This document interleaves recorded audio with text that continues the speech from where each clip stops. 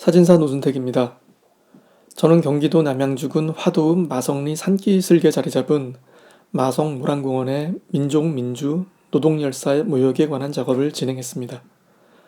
우리 사회의 불의와 부조리에 맞선 저항의 역사에 대해 관심을 기울였던 분이라면 이곳이 그리 낯설지 않겠지만 아마도 많은 분들에겐 다소 낯선 공간이 아닐까 싶습니다.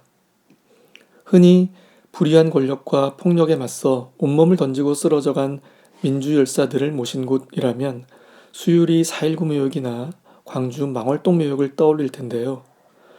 마성모란공원은 수유리나 망월동 못지않은 상징성과 오래고 아픈 역사를 품고 있는 곳입니다.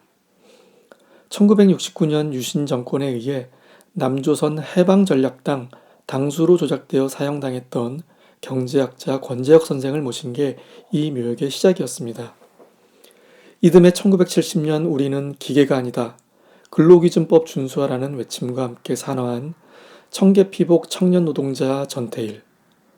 1979년 잔혹한 노동환경에 맞서 노조를 결성했다가 진압경찰에 쫓기던 중 추락사한 가발공장 여성노동자 김경숙. 1987년 치안본부에 끌려가 물고문 끝에 운명한 대학생 박종철. 1988년 광주학살 진상규명, 책임자 처벌을 외치며 불붙은 몸을 옥상 밖으로 내던진 문학청년 박래전. 같은 해 야간고등학교 진학에 희망을 품고 온도계 공장에서 일하다 수은 중독으로 운명한 15살 소년 노동자 문송면까지 수많은 죽음들이 모란공원에 묻혔습니다. 불꽃 같은 삶.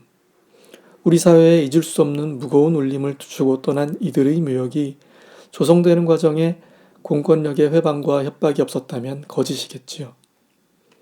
1986년 사측의 부당노동행위와 임금 착취에 맞서 싸우던 중 전태일 선배가 못다한 일을 내가 하고 싶었다는 유언을 남기고 산화했던 노동자 박영진의 주검을 모란공원에 안장하려고 한 달여에 걸친 처참한 장례투쟁이 벌어졌습니다. 이 과정에서 무려 30여 명이 구속되었습니다.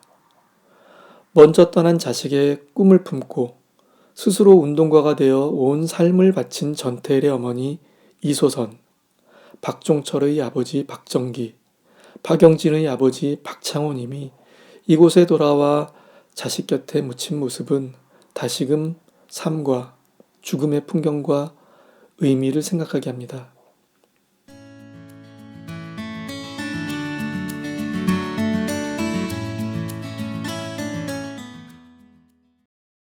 제가 처음 마석 모란공원을 찾아간 건 지금으로부터 27년 전 1월, 몸서리치게 추웠던 겨울 어느 날이었습니다. 1994년 1월 18일, 통일운동가 문익환 목사가 돌아가셨지요. 닷새 동안의 결회장을 마치고 그의 죽은 몸은 이곳으로 모셔졌습니다. 그때 저는 평범한 조문객이었습니다. 너무 추운 나머지 어쩌다 여기까지 따라왔는지 그저 후회 막급이었던 기억이 아직도 생생합니다. 이곳 열사묘역에 어떤 역사가 흐르는지, 어떤 이들이 누워있는지 몰랐던 저는 그저 어서 따뜻한 아랫목에 엉덩이를 지지고 싶은 마음뿐이었지요. 그 뒤로 저는 쭉 살아왔습니다. 죽지 않고 살아온 탓에 참 많은 죽음들도 목도했고 알게 된 죽음들도 많아졌습니다. 어떤 죽음은 그냥 죽음이 아니라 죽임이었지요. 어떤 죽음은 말 그대로 살기 위한 몸부림이었습니다. 또 어떤 죽음은 규탄의 외침이었고요. 어떤 죽음은 그저 억울함 혹은 안타까움이었습니다. 개인적인 인연들도 생겼습니다.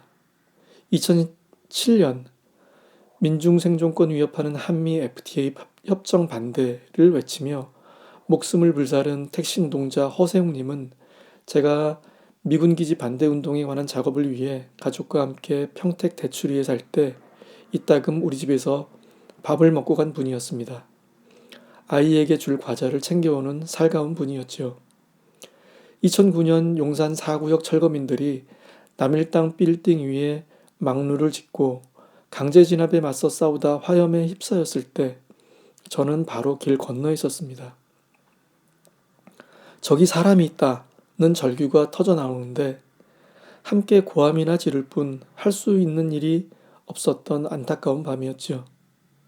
2013년 힘들고 배고팠다는 유서를 두고 목숨을 끊은 삼성전자 서비스 비정규직 노동자 최종범님은 저와 아무런 인연이 없었습니다.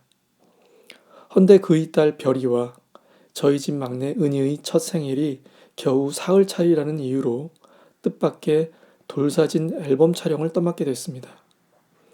최종범 씨의 무덤 앞에 서면 원망과 착잡함이 먹먹하게 교차합니다. 2021년 사랑도 명예도 남김없이 산자여 따르라는 자신의 명령을 평생 실천하다 떠난 백기환 선생님은 나이와 경륜을 떠나 노동자들의 친구였고 제게도 절친이었습니다. 어쩌다 내가 차마 남이라고만 부를 수 없게 된 이들이 이곳 모란공원에 누워 있습니다. 2018년 석탄 화력발전소에서 홀로 밤샘 근무를 하다가 컨베이어 벨트에 몸이 잘렸던 비정규직 청년 노동자 김영균의 죽음은 여전히 유효한 전태일의 절규를 곱씹게 합니다.